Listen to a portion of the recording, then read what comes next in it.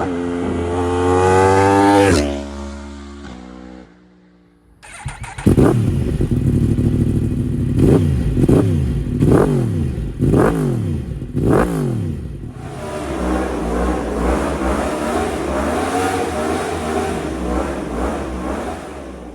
afternoon YouTube and welcome back to the channel, and you join me today in the Stone HQ where we're talking about my 2016 Yamaha R1M.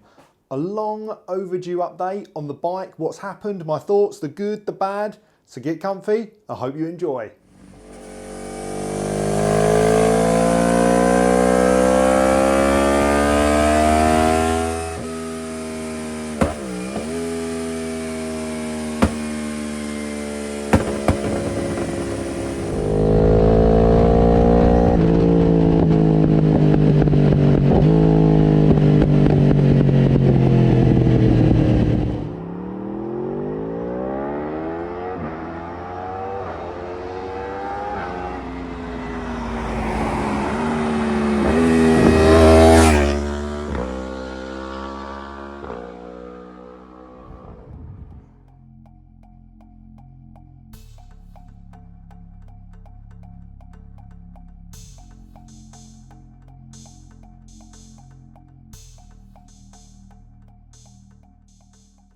Back in 2014, I went to the NEC bike show. For those of you in the UK will know, it's probably the biggest bike show in the UK. And ultimately, the 2CR, R1 was there and the R1M. And I've actually got a picture of me sitting on that bike. And I will never forget that day because I went there with some friends, didn't really plan to buy anything. And I was actually just about to complete on my first property.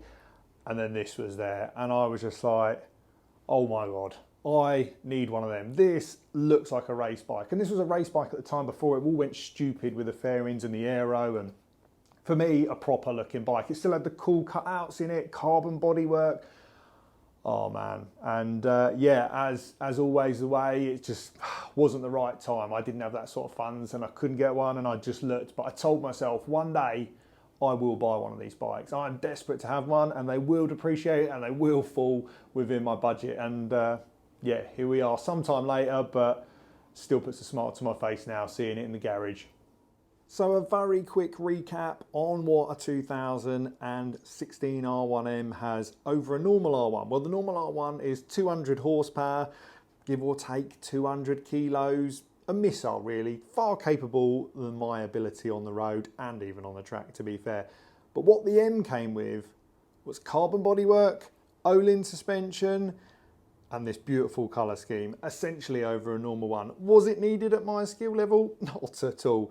Did I want to have it? Absolutely. Just because you've got the data logger, which again, I've never even used, but it's cool to tell people you've got it. All this carbon bodywork. We've got a lovely brushed alley tank, which is clear coated over it. Just looks, so beautiful. And I guess for a lot of people, let me know in the comments, I guess it's equally as important that it looks nice, especially because being in the UK, we don't have the weather to ride all year round, or at least what I want to ride in, that it's got to look nice when it's parked up in the garage, and it really does just look, even now, all these years later, so beautiful. But what I did have to do was let go of my KTM RC8R, and again, I've discussed this in other videos. There's a lot of regret about letting that bike go because it was a bit special, it was a bit wild, but ultimately, this is the far better bike. It's more capable, it's more confidence inspiring, but yeah, there was certainly something special about that RC8 that I wish I could have had both of them in the stable, but at the time it just seemed mad to insure, tax and the outlay, and I made good return on the RC8 for those that I'll link at the end of the video if you want to see the story on the RC8R. So let's rewind the clock to a year and a half ago when I purchased the trusty R1M. Well, essentially I had been looking for what felt like months for the perfect bike, and you're never, I guess, going to find an unabused example. It's a 1000cc bike, predominantly for track use, race bike.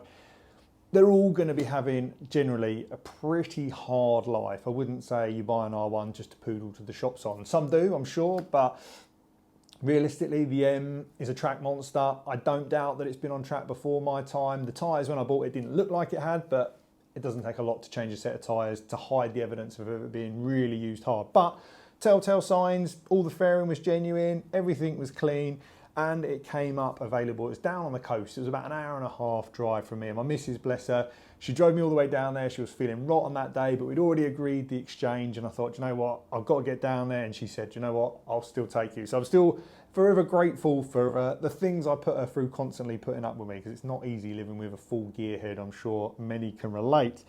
But essentially, I wanted a 2016 model, and it's the same looks-wise as the 2015, but the early bikes had a big problem with the gearbox. If you shifted fast from first to second, they were actually locking up. Yamaha did a big recall. Being around main dealers, I didn't really want a bike that had the engine stripped down by an apprentice or someone who maybe wasn't really qualified for the job. I'm not saying that's what happened, but it's what I've seen in other dealers in the past. And essentially it had to be 2016 onwards because it came with the recall done from factory. And essentially the first ride was, it was beautiful. I had ridden my good friend Sanji briefly, but only in very perfect situations out in the Cotswolds. And it's all trying to soak everything in. So for me, it was very much a first experience, really. And after being on the bike for an hour, I just thought to myself, it is excellent. Sometimes you always worry that riding your heroes is going to be a bit of a disappointment, but it wasn't. And absolutely loved almost all of the journey home until about 20 minutes back, I started getting really bad pins and needles in my little finger, and I'd just gone both sides, couldn't work out what it was. I tried rotating my wrist and it just getting worse and worse.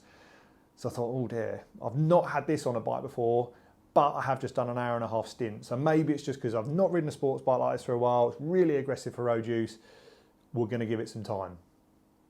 The weeks went by and I was trying to get out on the bike as much as I could. As many as you, I'm sure, can appreciate, new toy, wanted it for years. Any opportunity where the weather was good, because I'm a bit of a princess, didn't want to ride it in the wet or get it grimy, I was out on it. And me and my good friend Sanj, we did a ride out to the Cotswolds, and it's just where I am in West London. You can't really enjoy these to somewhat of their potential. So we do try and travel out early on a Sunday morning. I was just, again, absolutely in love with it. My good friend Rich invited us to his. He's got some lovely riding roads around his, sort of Milton Keynes way, for those in the UK that know. He had a really nice little route, and we went to a place called the Sausage Calf, big motorbike calf. And oh man, again, it's one of those things. I wish I'd done more with the camera, recording it on the journey rather than just stood here talking to you about it, because it was absolutely wicked. And the only drawback I had from that day was, again, those pins and needles, because we was on the bikes for like 4 or 5 hours on and off on the road, driving and stuff. And oh man, I knew something had to change, but had an awesome time. And again, thanks for Rich for that weekend. It was absolutely mega and really allowed me to, again, just keep playing with the R1, learning more about it, and had such a fantastic time with you guys on that trip. So yeah, plenty more of those to come, I'm sure, for 2025. Those that follow the channel will know that I do not leave anything standard. Even when I tell myself this is a performance race bike, how am I going to do anything better than Yamaha could? Well, yeah, the upgrades started flowing with this when I told myself I was going to keep it relatively stock. And the first one was the Yamaha, I think it's GYTR, their official racing parts. And they did a wider and a slightly raised handlebar. And it wasn't drastic. It didn't turn to like clip-ons up high that made it a tourer. And I think it was about 7 degrees. Again, I've got videos on this. I'll leave the playlist at the end if you want to see all the modifications in more detail. But it just lifted the bars, brought them out a little bit, and it absolutely transformed the ride. Like, don't get me wrong, it didn't become, you know, an MT-09 or a Tracer or something where you could do a lot more time comfortably on it. But finally, the pins and needles had gone in my little finger, and I could spend some time on it without my shoulders feeling caved in on it or my back aching. And yeah, what an upgrade. Did have to make some small changes, but again, I've detailed that in another episode, so I'll leave that there. Now that I'd fitted the new clip-ons, I'd opened Pandora's box, hadn't I? I couldn't help myself. I had to continue with the modifications. Again, this is one of those things. I'm not saying that I made the bike so that it would lap track faster. It was just something that I really wanted to do. I enjoy the modifications and I enjoy the personalisation along with the improvements that I feel I'm getting out of it. And as I'd come from the KTM RC8R, that had the Brembos as standard, they were absolutely fantastic. For a bike that was 2009, so a good 7 years older than this, the brakes on the RC8 were so much better, and I thought, I'm going to have to look into some options. And the problem is these things generally get very expensive very quickly. Understandably, it's a performance bike, But what I had found was a company here in the UK called HEL Performance have some solutions available, and certainly priced a lot more competitively than the big manufacturers like Brembo. And what they had was the monoblock master cylinder, and this I was reading online, a lot of people had said you can really improve the feedback night and day compared to the stock one, which is very basic and crude. I believe it was a cast item, so certainly far from fine material construction. And essentially I bought the master cylinder, and as soon as I unboxed it, you could just feel and see the quality. The levers were so much better than the ones I had fitted on the bike. Got it all bled up, really straight job. Again, I've done a full tutorial on this. Being that my OCD was, I couldn't have the standard clutch perch. So thankfully, HEL produced that as well. So you can completely match the system. And yeah, what a difference straight away, just in that feedback. I know you can delete the ABS and get some good gains there for feedback. And to be honest with you, I've been on the road and I've been on the track briefly around the Nürburgring, and I can't say I had any complaints about the ABS at my level. I'm sure there are track riders, seasonal riders that will say it has to go, and maybe that will be something further down the line as I progress with the bike that I'll find it needs to leave. But at this moment in time, the master cylinder had improved the feedback. It's what I was really looking for, and for not a lot of money either, a couple of £100 in the UK, which with the current exchange rate is probably a couple of $100 for you guys in the States.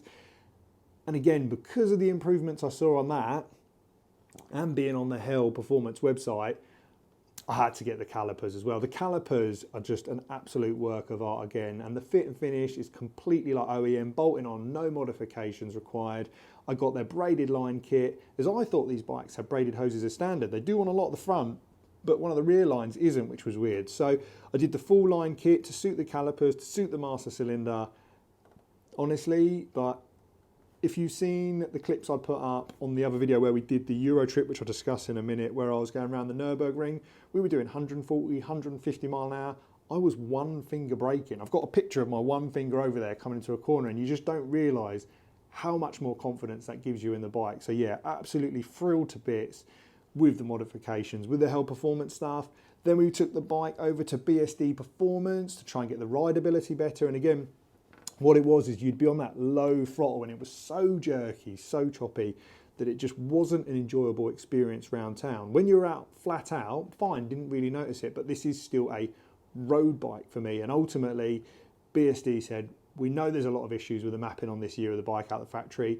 You're probably not going to gain a lot of peak horsepower. I think we gained 1 or 2 horsepower, but the rideability, I cannot stress how much better that was. Again, I'll leave all these videos at the end if you want to look at it in further detail, but for me, changes like that, rather than like bucking round a roundabout, it was worth it in itself. And just the way the power now rolls on, absolutely beautiful. And I just felt the whole bike was really coming together into a product that I just love to bits.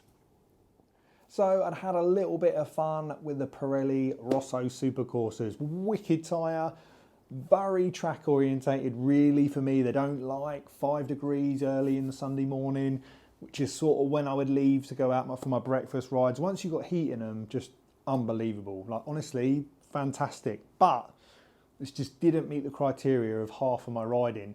And I was really fortunate that Metzeler had sent me out a set of the Sportec M9 RRs to try, and it couldn't have come at a better time, because ultimately I'd planned to go over to Assen to watch the MotoGP.